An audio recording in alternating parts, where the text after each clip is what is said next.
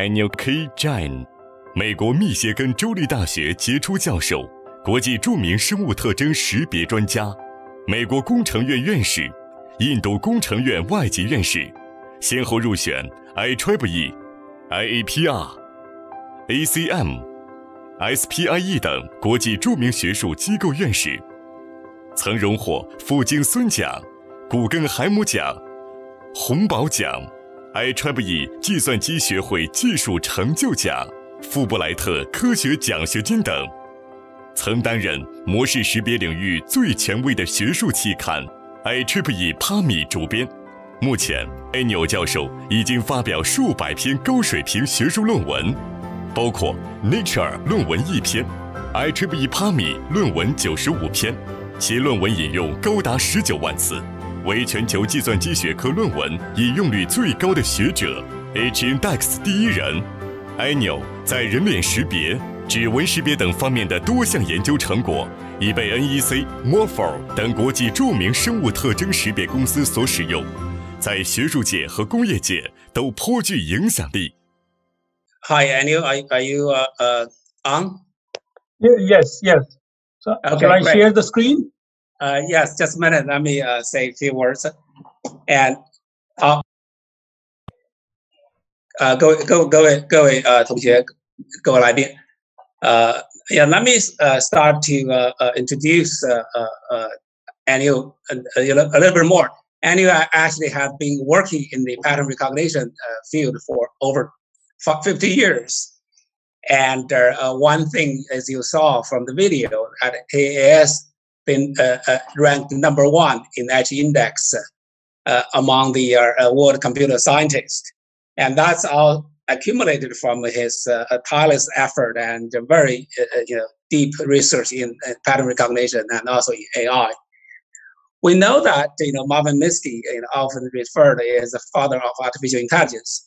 Defined AI as the science of making machines to do things that would require intelligence if done by man. But as Professor Jin took the first course in pattern recognition 50 years ago, and he actually preferred a different definition of AI. That is, the real power of human thinking is based on recognizing patterns, which is pattern recognition, a field that he worked for the last 50 years. And so with his 50 years experience and also tremendous achievement, he will share today with us 2 major lines of research and method that have pushed the state of art in pattern recognition. So his talk is from statistics, which is model-based, to deep network, which is data-driven. Anil, the floor is yours. Thank you. You can start share the screen.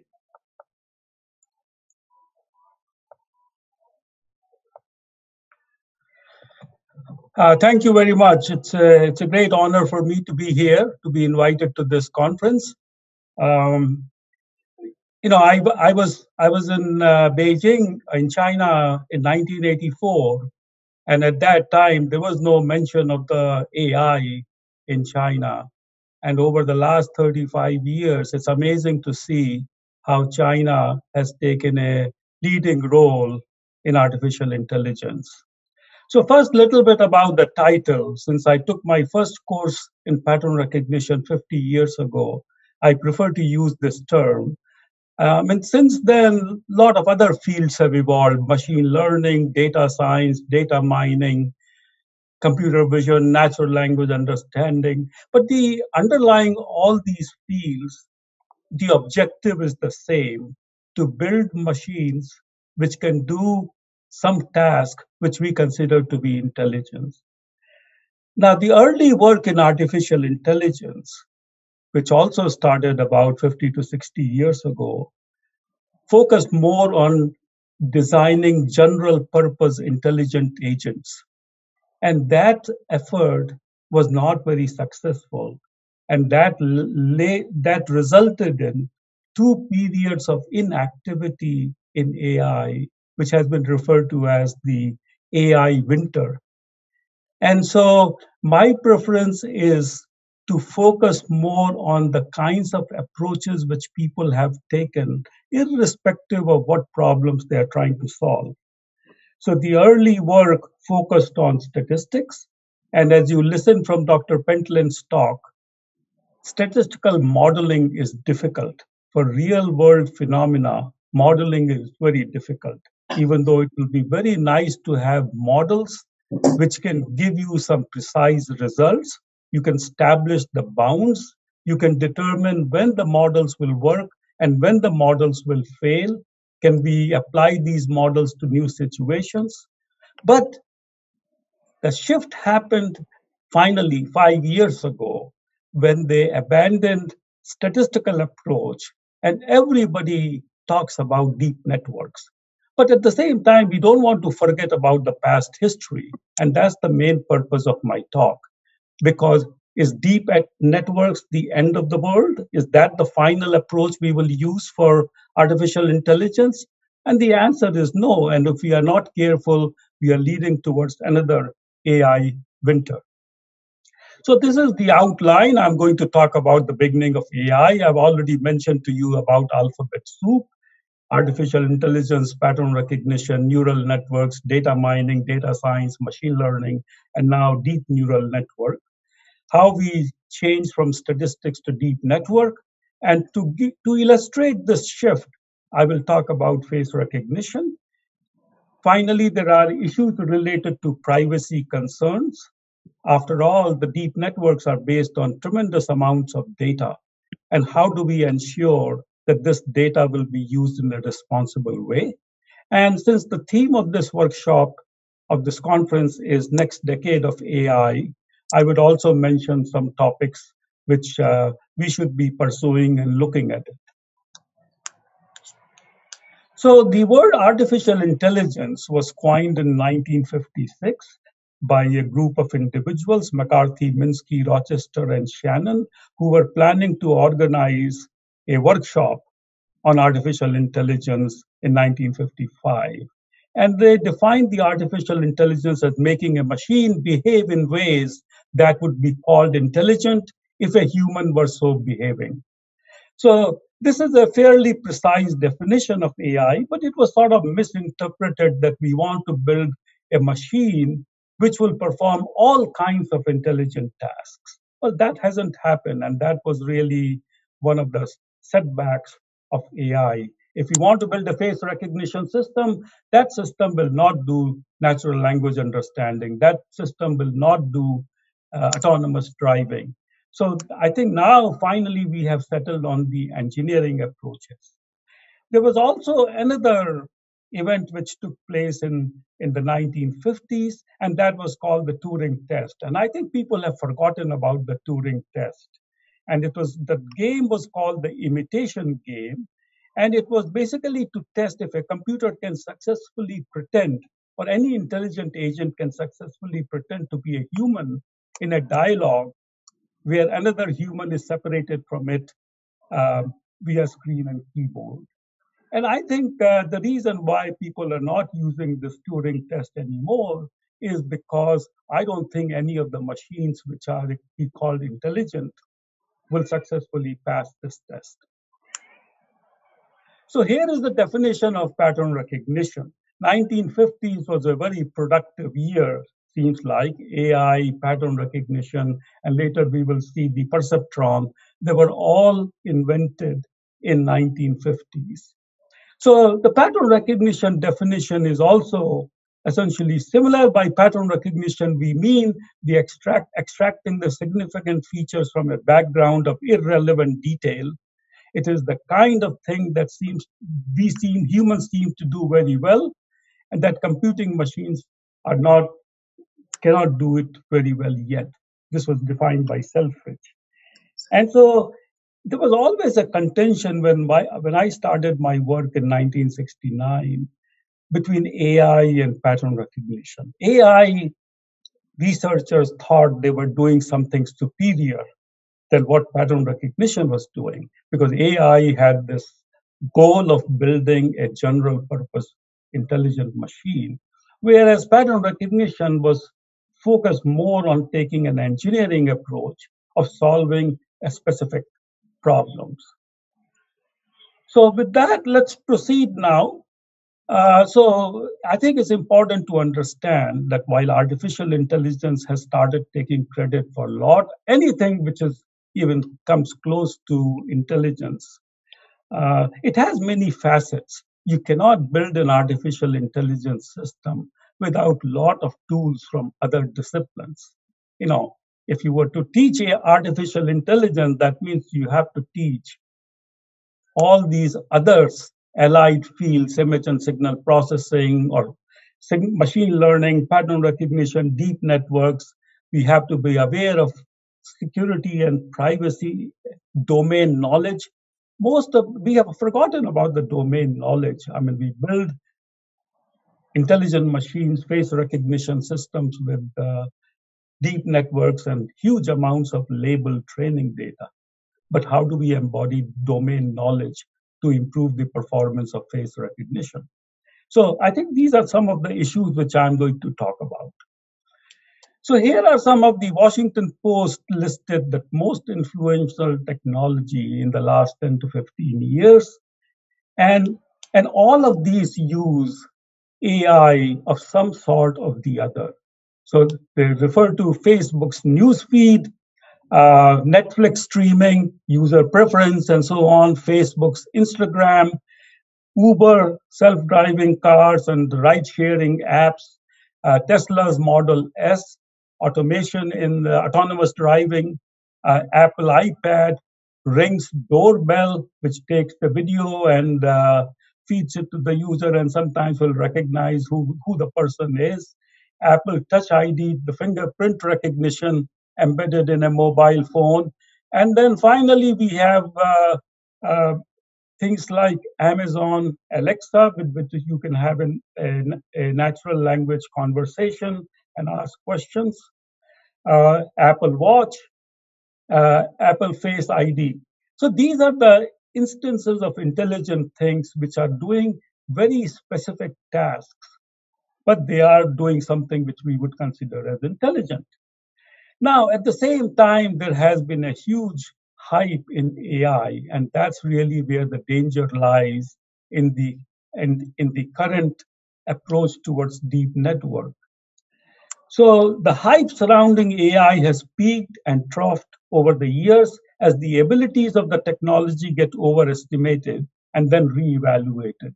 They could not deliver the systems which were promised. So here is a washing machine from Samsung, and it is being advertised as AI machine, a machine with AI capability, because it does adjust settings based on some features about the load and finds the most optimized washing cycle. But I think it is a stretch to call it artificial intelligence. The same thing happened with the autonomous vehicles. 2, 3, or 4 years ago, all the major auto companies came out and said, including Google and Uber, that autonomous vehicles will be there next year. But it hasn't happened. And here is the quote from Ford CEO Jim Hackett: "We overestimated the arrival of autonomous vehicles." So in the pattern recognition terminology, which applies to all the intelligent decision making, whether you call it data science, whether you call it machine learning, and so on, we first work with what is a pattern. A pattern is the opposite of chaos. It is an entity vaguely defined that could be given a name. So whether you're doing face recognition or some kind of a animal recognition or fingerprint recognition, these are all examples of patterns. Some are more interesting than the other. And all of a sudden now with the COVID-19, we have a new type of pattern which we can easily recognize, which was not possible just a few months ago. And then once we define what is a pattern, we have to think in terms of the pattern class.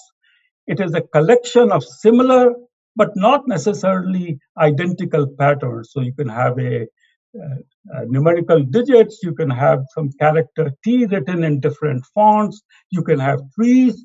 These are all examples of pattern class, which we try to recognize whether in computer vision or pattern recognition or machine learning. And the class can be either defined by a model or by a collection of examples. If I show sufficient number of examples of a class, a deep network will try to learn to recognize that particular class. In fact, that's how we teach our children how to recognize cats and dogs.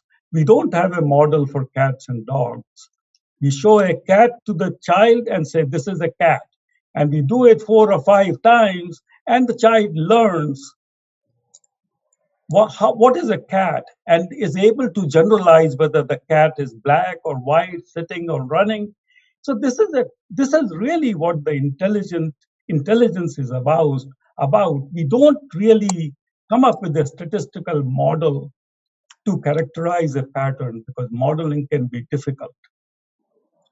And finally, every field which we are dealing with has this notion of similarity, which is the fundamental to intelligent systems. We categorize objects which we see in our daily lives, and we put them into particular bins based on how similar they are. If we want to recognize a friend walking on the street, we try to determine the similarity between it and the person we call a friend, and then determine whether they are in the same class or not. So this notion of similarity is the critical, no matter what problem you're trying to solve. But defining similarity is one of the most challenging issues. So here I would like to now show you how we can move from a simple face recognition problem to a more challenging recognition problem. And this is referred to as the intra-class variability, how the patterns belonging to the same class, how much they differ from each other. The person shown in this photo is a well-known personality, Mahatma Gandhi, one of the non-violent leaders of India's freedom movement. And we show different caricatures of Gandhi. Now, if we are familiar with Gandhi, we will very easily say that all the other caricatures are of Gandhi. But for a machine to recognize all these, despite all the progress in face recognition, it is difficult for face recognition systems to categorize all these examples as that of Mahatma Gandhi. So even though we have made progress in face recognition tremendously, there are still some challenges associated with it. And the reason for that is we are not able to take the top-down information about the face of a particular person along with the data-driven approaches. Here is an example, another challenge in pattern recognition, inter-class similarity, which means how people belonging to different classes, how similar they are. So here is an example of quadruplets who have identical face. And the parents got so tired of separating who is who that they finally put the number on top of their head. They shave the head and let the hair grow in the form of 1, 2, 3, 4. And face recognition is not able to identify identical twins. So there are always these limitations of any intelligent machine depending on these two parameters, inter-class similarity and the intra-class variability. Larger the intra-class variability, more challenging the problem. And larger the inter-class similarity, more challenging is the problem. And that's why, irrespective of whether you use models or whether you use the data-driven approaches, you have to make sure that these considerations are accounted for. If you're using a data-driven approach, you have to make sure that you have data represented of these various amounts of variability which you would account in your data. So this comes to our notion of representation, matching, and similarity. We cannot address a problem unless we have choose a representation. Now, this is where we have made some advances with the deep networks that we don't have to specify the representation. We simply feed in the pattern and the representation is learned automatically. But if you want to use the domain information, the representation has to be specified based on the domain expertise. So here is an example of fingerprint, which, by the way, people think in the AI community that it's a solved problem. It is not a solved problem. In fact, if you look at how many individuals there are in the world, the population of the world is about 7.6 billion. And assuming all of them have 10 fingers, that means there are 76 billion classes of fingerprints because each finger has a different fingerprint. So you cannot think of many problems which will have 76 billion pattern classes. So it is still a very difficult problem. So traditionally, over 100 years, the representation of fingerprints has been based on the flow pattern of the ridges, the singular points where the flow pattern abruptly changes, which are referred to as cores and deltas, and second level features which are called the minutiae points. These are the points where the ridge flow suddenly ends or it bifurcates. And over 100 years, all the fingerprint recognition systems used worldwide use this representation for fingerprint matching and defining the similarity. But what would a deep network do? Well, you can also derive from, once you are given the minutiae, you can also derive the graph representation. But what would a deep network do? To the deep network, it does not use the domain knowledge. We simply feed in the fingerprint image, and out comes this fixed length representation, which is in the form of a 512 dimensional vectors or 256 dimensional vector. And so that's the difference between the domain knowledge and the data-driven approaches. And to this date, this fixed length representation, while it comes close to the minutiae-based representation, it has not been able to defeat the performance of the domain knowledge representation. Of course, we have also shown that the fusion of multiple representations is also beneficial, and that can boost the recognition performance.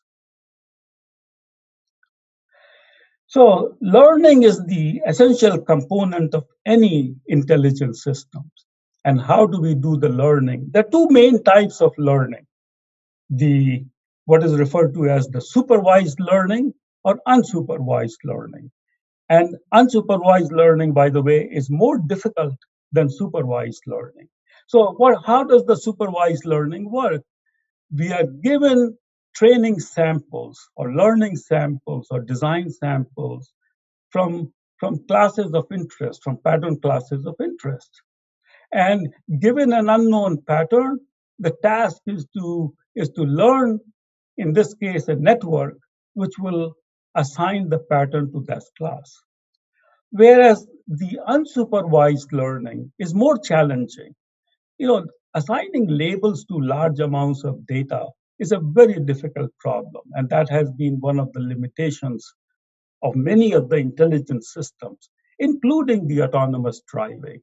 So now suppose I say I have a collection of cats and dogs, but I'm not telling the machine which is a cat and which is a dog. And now I want to have a mechanism by which the system can automatically place all the cat photos in one group and all the dog photos in another group. If a machine can do it, that's really amazing.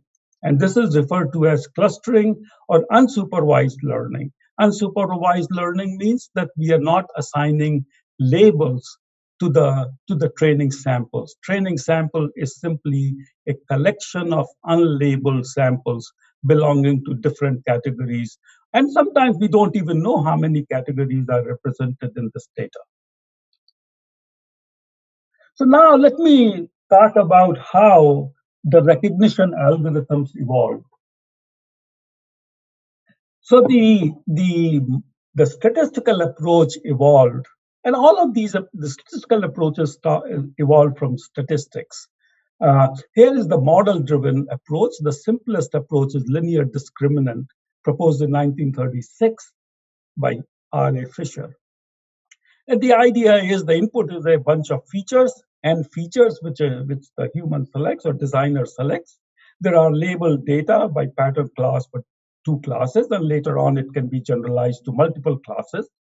And we have a simple statistical model. Each class is modeled as a Gaussian with different means but the same covariance matrix. And the output is the class label of the input, and the learning involves estimating the model parameters, in this case, mu1, mu2, and sigma.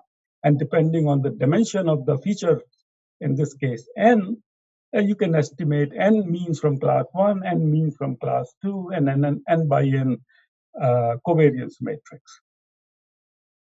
And then the data-driven approach started, not from deep networks. It started with the perceptron, and that was proposed by Rosenblatt in 1958. And so this is the first neural network which was proposed. It had simply n input nodes and just one, essentially an output layer, one node in the output, which computed a weighted sum of the inputs and applied a threshold to determine when should the input label be called class 1 and when should it be called class 2. So what are we learning here? We are learning these weights from the input node to the output node. And the number of nodes in this case will be n plus 1 because we have n-dimensional feature vector. So this gives you an indication of how the statistical approach differs from the data-driven approach and how we have now moved from statistical approach to the data-driven approach. So when I first started, there was no large amounts of data. Fisher's iris data is the most popular data set. It was a 4-dimensional feature vector, 4 features, 50 samples from each of the 3 iris flower types. And a lot of us were studying different classification methods based on this simple data set. So if we apply a linearly separable data to 2 classes, the statistical approach will find a hyperplane separating the 2 classes, which is equidistant between the 2 class means. A perceptron learning algorithm, on the other hand, is an iterative learning algorithm, just like what we do in the deep network. It starts with some random initialization of the weights, and then it stops when the classes are perfectly classified. But note that in this case, the original version of the perceptron learning algorithm doesn't stop at the optimal boundary, which is in between the 2 classes, but it at least stops when it is able to separate. But unfortunately, these 2 methods which I talked about, linear discriminant from Fisher and Rosenblatt's perceptron, they do not work for non-linearly separable data, which is the case in most of the complex data which we study. So that resulted in linear to quadratic classifiers and support vector machines. And we all know these methods very well, so I'm not going to go into the details of them. But the idea is that we want to come up with a mechanism. So the statistical model defined in this case had unequal covariance matrices, and that resulted in nonlinear decision boundary.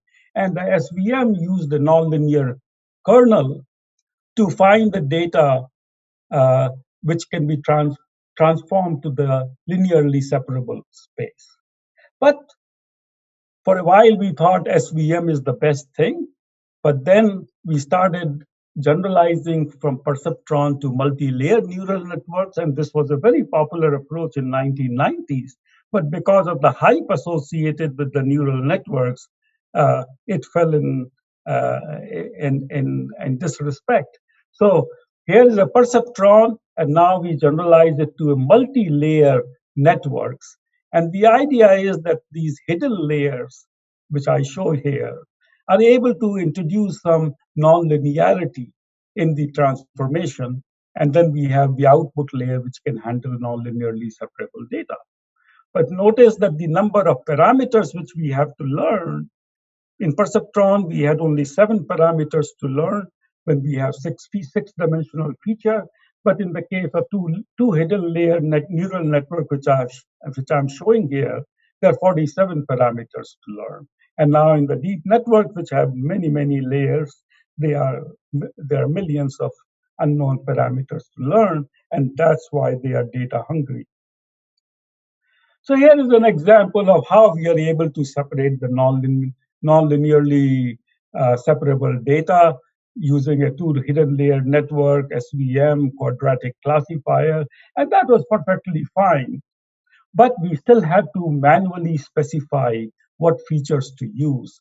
So with the introduction of deep networks around 2014 or so, it is now referred to as an end-to-end approach to jointly learned features and the prediction or the classification.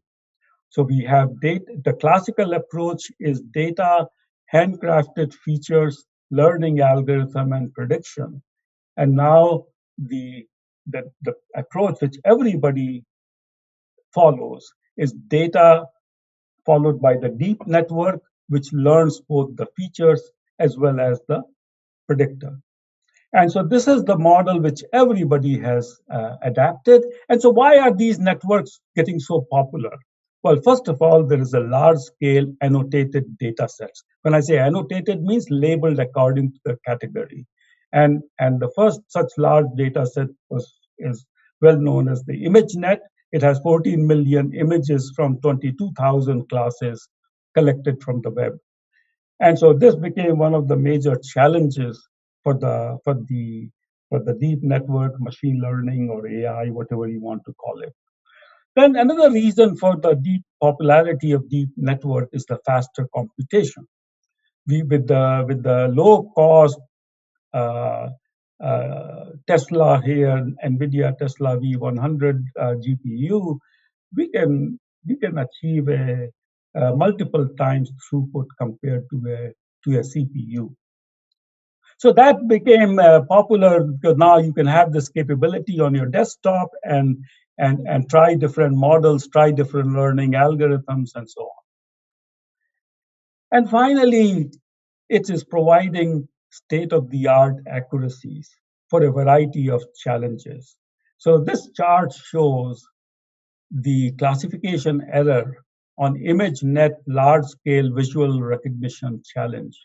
And from 2010, when the classification error was 28%, now we are down to almost 2% using the deep network. And as a result, now the challenge has been abandoned because we have essentially solved the problem. In this case, for only 1,000 categories, not for the much larger number of categories. So these are the 3 reasons why the classical methods in machine learning, where you have to specify the features manually, for example, here sparse coding and SIFT, which were extremely popular. Now we have these networks which learn the features on their own.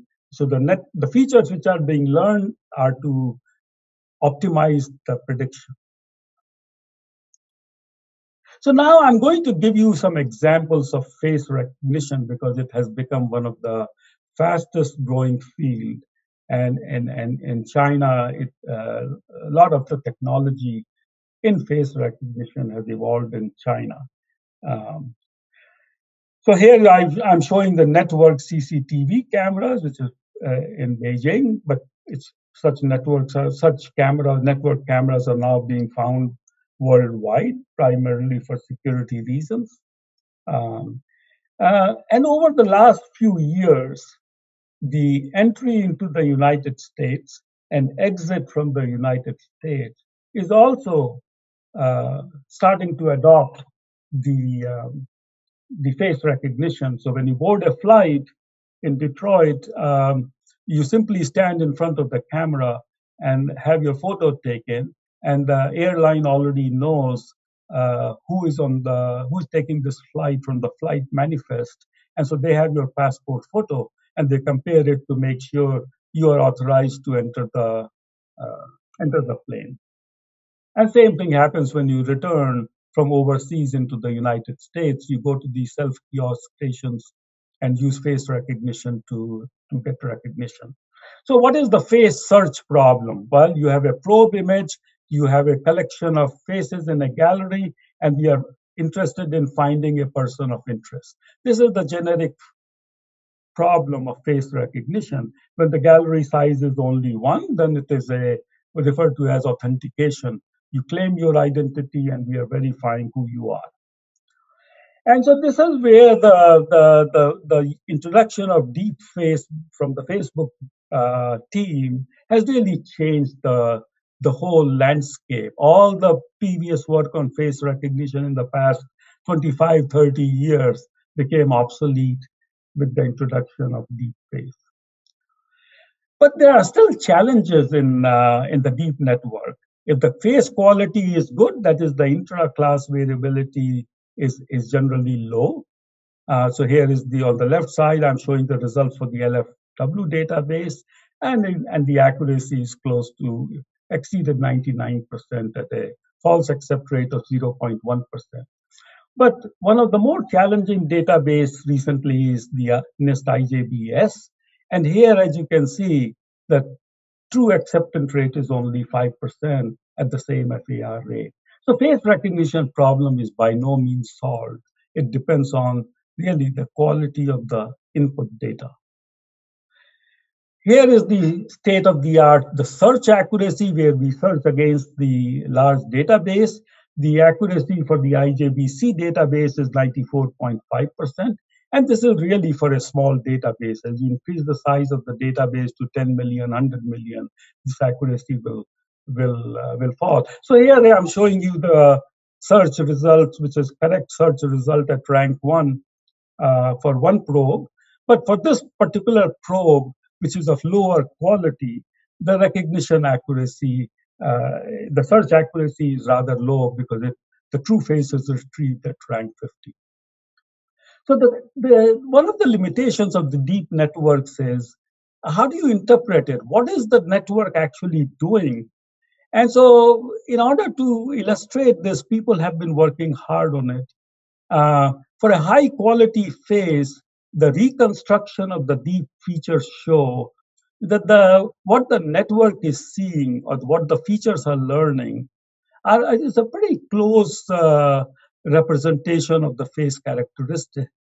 But as we start getting into the poor quality faces, that's when we see that the networks are not able to learn sufficient information about the face to accurately recognize the face. So the interpretation of the deep network is one of the major challenges which we are facing today, because without that, we don't know how to trust the output decision. Another concern with the deep networks is the fairness, and this has received a lot of attention. Sometimes I believe that the attention has received undue attention because of some reports on the Amazon success. So here is the NIST evaluation where they evaluated 100 different face recognition engines, and they showed that if the images are captured under controlled conditions. So these are all mugshot images. Mugshot images means when they arrest somebody and before they put them in prison, they take a photo of that person. So for this large millions of face database, they showed that the accuracy difference between the four demographic classes, white female, black females, black males, and white males, is rather low. And the reason for that is because the accuracies are already in the 99% range. So the bias, there's very little room for the bias to exist. Bias does exist when you have unconstrained images, when the accuracy results are rather small. The other challenge, because the deep networks are learning the features automatically, is the effect of the image manipulation. So we have a probe image and we have a gallery image of Meng-Shi, and the match score is very high and it is a successful match. But by doing what is referred to as an adversarial attack, adversarial probe, where we change only a few pixels in the image, well targeted, the image looks about the same as the original probe, but now it is not matched to the true image in the database of Meng-Shi. So this shows again the brittleness of the deep networks. That is, the networks, what they are learning is not robust and they can be easily manipulated. Finally, I have mentioned about the privacy. Privacy means different things to different people, but there is a trade-off between security and privacy. The reason why, especially in the context of face recognition systems, is that we want to secure the society and recognize activities related to terrorism or other lawbreakers and people looting the stores and so on. But at the same time, the question issues, what are we going to do with the data which was collected some time ago? Are we going to retain it forever? And so on. And so this issue is now being raised. Can we do some privacy preserving matching where we don't reveal all the information contained in the original face image? So in summary, many of our daily tasks involve recognizing patterns. And there have been two approaches to solve this problem, model-based and data-driven. And by data-driven now, we essentially mean deep networks. Training a recognition algorithm needs large labeled data. The deep networks are now popular for the following reason. There's no modeling needed, and we know that modeling a complex collection of patterns, whether it's time series or whether it's images or whether it's a video, is rather difficult. And also with the availability of the large data, it's easier to design robust recognition algorithms for deep networks. So deep networks provide state-of-the-art in object, face, and speech recognition. But as I pointed out, it is not necessarily true that deep networks provide state-of-the-art in all possible domains where domain knowledge can play a major role. So I think we tend to often publicize the success of deep networks where it has obtained state-of-the-art performance. As I showed you with a simple example, deep networks are brittle and they cannot explain their actions. And if we trust too much on deep networks and we get stuck at some performance level and not able to solve many of the problems which we think we can solve with deep networks, we may encounter another AI winter, which we found in 1974 to 1980 and 87 to 1993. So since the theme of this conference is next decade of AI, I think it's important for me to mention a few things. First of all, access to labeled data. You cannot design a recognition algorithm, whether deep network or model-based, unless you have large amounts of labeled data. And so in some sense, people have been saying data is the new gold. People who have it have the power, and people who do not have it do not have the power. Also, because of the privacy issues, at least in the United States, it's not easy to access the labeled data.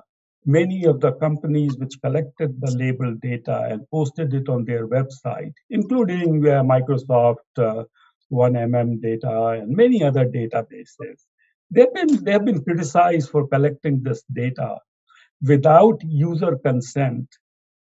And that's the buzzword now. User consent is needed before you can collect that person's data. So the question now is, can we come up with some synthesis methods by which we can generate faces which are as realistic as real images and use that as a substitute for learning algorithms? The other thing is, can we use these techniques of semi-supervised learning which have been used before? Namely, can we use the unlabeled data along with some labeled data to train the algorithms? Domain knowledge, I think we have forgotten, we have moved away from knowledge-driven approaches to data-driven approaches. And so why not combine the benefits of both top-down and bottom-up? Top-down is the knowledge-driven method, which will provide some hypotheses, and bottom-up approaches can verify the hypotheses. This is the hypothesize and test paradigm, which was so popular in AI. Network capacity, we need to understand how many pattern classes can it separate, a given network can separate. We have no idea how many classes it will separate at a given recognition accuracy. Adversarial attacks, we want to make the networks robust. Explainability, how does the network make a decision? In the United States, this is a major issue. If we are going to use state-of-the-art deep networks for face recognition, how would we present a testimony in the court of law to convict somebody? Are we going to say, because my deep network makes this decision, that this person is the one who was in the video, we should convict this person? But how do we trust this deep network? What if somebody else brings a different deep network and says, here is my decision, which is different from the other person's? Prosecution brings a deep network and the defense brings a deep network. User privacy, I think this applies to all AI systems, whether it is face or whether it is your GPS data, whether your daily activity, and so on. And finally, global good. I think BAAI has a vast resources to utilize this to design AI to improve the lives of extremely poor.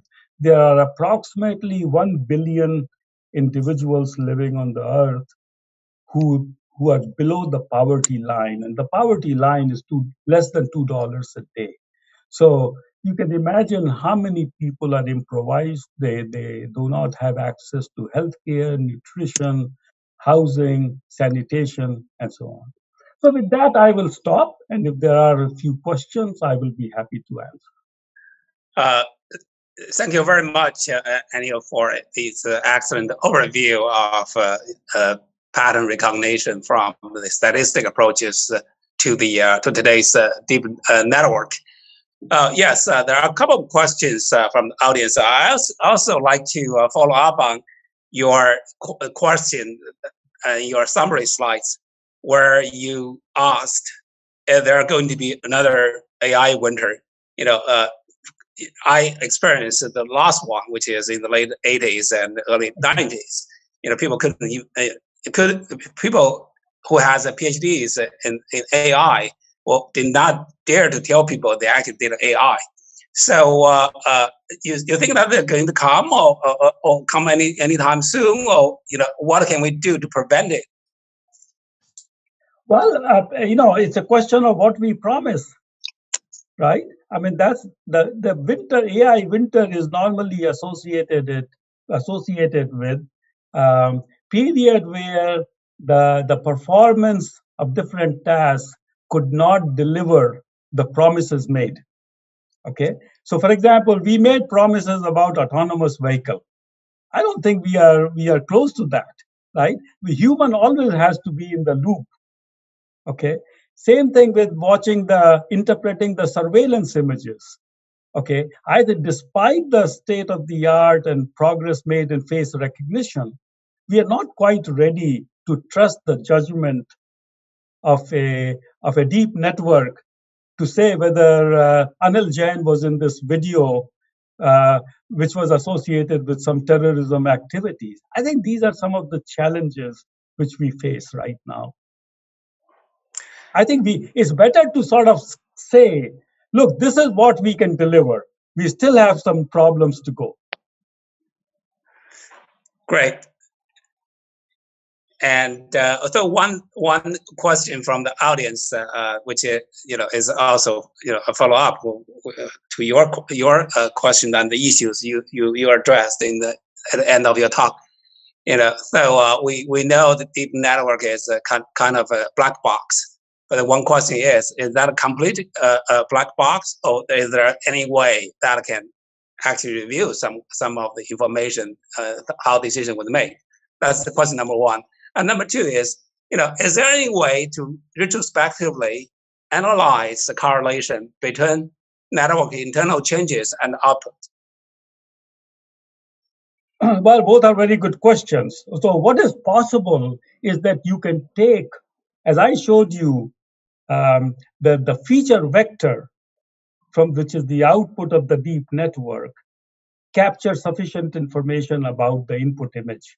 That means I can invert the feature vector to obtain your image or your voice pattern if I have access to the feature vector, right? So this is referred to as the invertibility. So now you're losing your privacy. I have Hongjiang's image, face image, because I have access to his deep feature vector. So deep feature vector is not so private, okay? It has information about you, and it has to. So now the question is, can we do matching in the encrypted domain? That is, we never reveal the deep features in the raw form. We always encrypt them, and then we do the matching in the encrypted domain. Remember when you were at HP and we were working together, that was one of our goals, is to do the processing in the encrypted domain. And so now with the AI, it's the same thing is back. Well, exactly. So people do go through cycles. And also, I saw Professor Pentland's talk on using encrypted data is actually a great example and a great step forward as well. You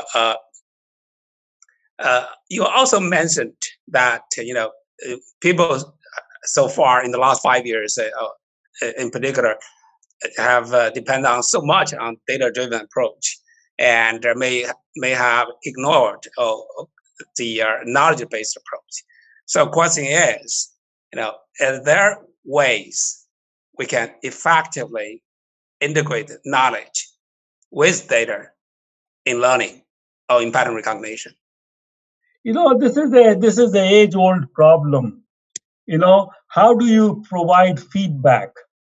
It's really a feedback problem. How do you provide feedback from knowledge-based module to the data-driven module and back and forth, right? It is not a one-way movement of information between knowledge-based module and the data-driven module. It has to be a two-way exchange. And so that means there has to be a control mechanism. And how do you design that control mechanism? I think it can be done for specific cases. If I'm doing face recognition, we know about face models. So there's no reason why we cannot combine face models along with the data-driven. So it's possible, but I think people are so enamored by deep networks because it's such a simple thing to do. Take the data, take any of the networks available, COSFace, ArcFace, or whatever you name it, and just build a face recognition system. So if you look at any conference, everything is deep networks. That's dangerous. This is great advice. This is also what we found out. Many authors from Chinese universities, Chinese research institutions, actually spend too much time in following the trend and chasing the trend and just do the deep network. Because it works in many cases, and it's hard and easy to get a paper published. But you raise a great point. For fundamental breakthroughs that will have a larger impact, we need to look at ways that will lead to next, step of AI. And I also, like your warning that pattern recognition, we also needed to look at from engineering angle. It's actually for cases specific for different applications, different problems. We may need to use different approaches. Hopefully we see that we view the deep learning network as only one of the many approaches we could use. Well, again, thank you very much. We run out of time, and thank you for accept our invitation, for giving this wonderful talk. And so we'll follow up with even there are more questions from the audience.